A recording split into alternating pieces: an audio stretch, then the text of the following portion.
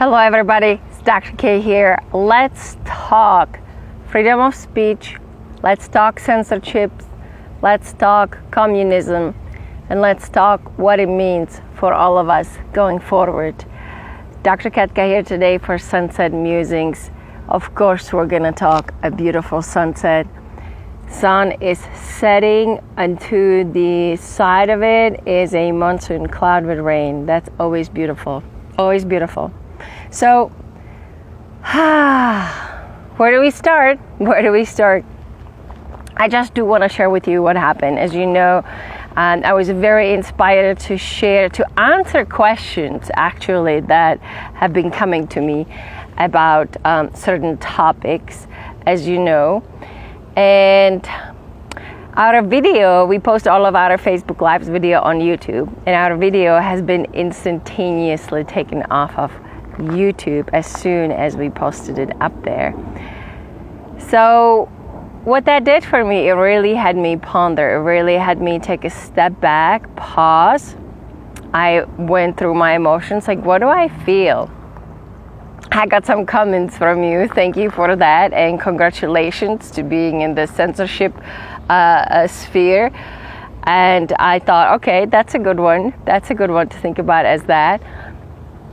And then I thought, what does it mean for us in the big picture? And I thought, I listened to the video over and over and over and over. Like, what did I say that that was medical? The video was taken down because of medical misinformation. That's exactly the quote. It gave me a back window into actually looking into the guidelines and what does it mean to follow the guidelines or to not follow the guidelines. And the very interesting part was,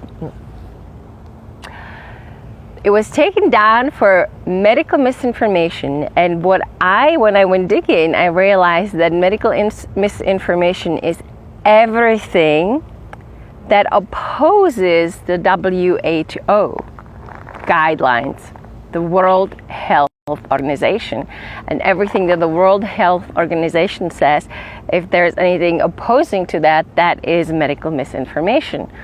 Also the FDA and a lot of other government agencies. And I thought, whoa, I had no idea. So what that means is there is such a thing as freedom of speech that is in our amendment, actually, at least in the United States. It's different in other countries. And then there is something that anything and everything that I say that is opposing the big organizations is considered misinformation and is actually taken off of the #1 platform that spreads information to people right now in the world, like all around the world. And I thought, oh, this is really interesting. What do we do with this? What do we do with this? So first of all, today is a new moon, so happy new moon, big time. New moon is actually a time of self-care, especially this new moon is time of self-care. This month, I've shared that with you from day one, is such a push-pull energy coming left, right, forwards, backwards. It is time when we really have to go within and reset, reconnect, and do take care of ourselves, because only then we can really be strong enough to be in the world. You know, as they say, be off the world to be in the world. Anyway, going back to freedom of speech. As you know, I grew up in communism for 15 years of my life. I actually grew up in communism. I'm going to tell you that looking back, when the revolution happened, I was 14, 15 years old, actually just right there, turning into a young adult. I had no idea what's going on. The hardest thing about that realizing is I've learned more about my first 14, 15 years of life, not after the communism went down, but after I went to a communism museum in Prague, in the Czech Republic. That's where I learned that I had no idea about so many truths of the world, that my history books were false, that I just was living life in a lie, and that I was told certain things and I consider them to be the truth. And I was a student, so I learned everything about history, and everything, you name it, I learned it, and a lot of it was actually not true. So that was the hardest thing to learn, that I did the best to live my life, and I was living with a hugely partial and censored truth, and I didn't even know it. I didn't even know it, and I didn't even know it until much later on, when I really started looking into it. And so I'm just questioning, I didn't, like, the metaphor that comes to mind, as a kid, we had to stand in line on Christmas only for bananas and for oranges. Can you imagine? We only got like a couple bananas per person per family, and it was only during special times, and it was tremendously long line, and if you were at the end of the line, you didn't even have any because there was not enough to go around. I didn't see, this really just like, I thought about it, it just blew my mind. I didn't see a kiwi until I was about 12, 13 years old. I had no idea what a kiwi was. It was my grandfather's daughter from his first marriage, who lived in Western Germany, was finally able to get the visa to actually visit her father in the Czech Republic, and she brought certain things. One of them was kiwi. And it was like, everybody got a little piece, and it was like a holiday. It's like, what the heck is this? So I kind of thought about it. It's a metaphor, if we're not exposed to everything in the world, we only live on apples and pears, literally. But there are, oranges and bananas, they're rare, and there are fruits like kiwis and dragon fruit and mango and pineapple and papaya that we don't even know about. So how are we to make an opinion about our world? How are we to consult our taste buds and pick the one that we trust is best for us? Same thing with the information.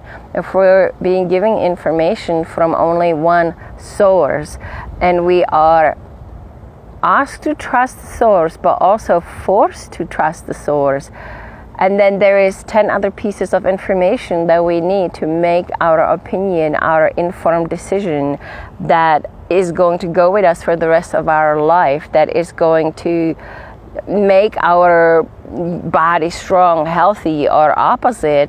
How are we to do that if we have, out of 100% available information, only 20%, and that 20% is blown into being all 100% for us? So it just is, it's like I have to be careful now. This is not just, the video gets taken out off of YouTube. It's the video gets taken out, and it's like in football and stuff, you get a yellow card, you get a yellow, orange, and red card, and by the time you get a red card, you are out of the game. So you are out of YouTube. I had no idea. So in order to stay on a mainstream channel that I want to share my heart and my truth with, I have to only share now censored and partial truth to be able to stay on that platform. That is a huge quandary for me. I'm very naive when it comes to just spreading love, spreading truth, and doing the best a human being can for others and for planet Earth. And so when this happens, it's like I know it's happening, but when it hits home, it really makes me, wow, what are we doing, and what can we do as human beings? Because those who really need the truth, as somebody so beautifully pointed, they probably don't even come across it because they don't know that there is a kiwi out there. They don't know that you're supposed to have bananas every single day and then make a choice whether you want an apple and a banana, because it is a fruit that's normally available to most. So that's the idea. It's like when we live in a lie. When I was growing up in a lie, I had no idea that there was another world out there that is a bigger truth. And so that is a little bit of a concern for me that I'm seeing now, is there's something I'm putting out there and it's taken out literally within seconds of that being put out there, as to not disturb the bigger piece, as to not have people question there being other information that they actually can put in the mix to make the informed consent. That is a little bit of a wow information for me, and it's good. All I'm going to do is, we are going to take a break on our sunset musing for the next 2 days. We're going to go within, we're going to strengthen our truth, because really that is what needs to happen. There is an outward truth that we're being kind of pushed at us, but ultimately the only truth that we can fully come to is our own inner truth. And that one we need to fuel, we need to nurture, we need to nourish, because that one will help us determine, even if I only have a 20% of 100, I am going to know there's something not right about it. I'm going to pause, I'm going to take a step back, and I'm going to say, this doesn't feel right, because I trust my truth. And I'm going to question, I'm going to open my mind, and I'm going to see what else is available. That is what we have, and that ultimately is the goal of the next,